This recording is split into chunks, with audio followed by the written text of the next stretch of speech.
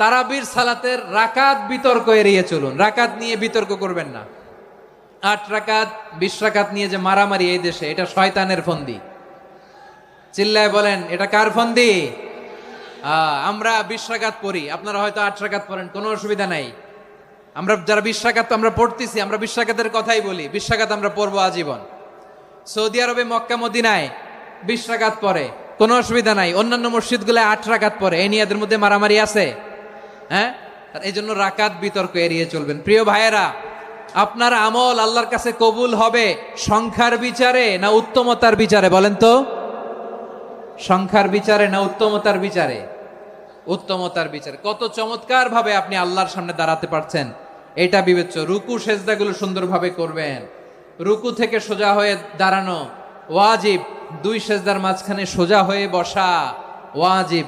এই তা'দীলুল আরকান বাদ দিলে হানাফি মাযহাব মতে সৌ সেজদা দিতে হবে, অন্য মাযহাব মতে নামাজই হবে না, আপনি নামাজই হবে না।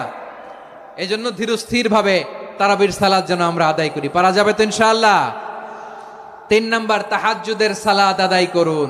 বছরের অন্য সময় উঠতে পারি না, অনেকে বলে হুজুর উঠতে পারি না, কিন্তু রমাদানে সাহারি খাওয়ার জন্য তো উঠাই লাগে। কি বলেন, সাহারি খান আপনারা? হ্যাঁ, খান না? খান কে কে দেখি তো? মাশাআল্লাহ মাশাআল্লাহ। এই সুন্নত পালনের জন্য 1 নাম্বার। মাশাআল্লাহ, ঠিক আছে, পালন করবেন। আল্লাহর হাবিব বলেন, তাসাহারু ফা ইন্না ফিস সাহুরি বারাকা। তোমরা সাহারি খেও, কেননা সাহারির ভেতরে বরকত ঢুকায় দিয়েছে কে? একটা খেজুর, 1 গ্লাস পানি খেলেও সারা দিন আপনাকে তরতাজা রাখে কে?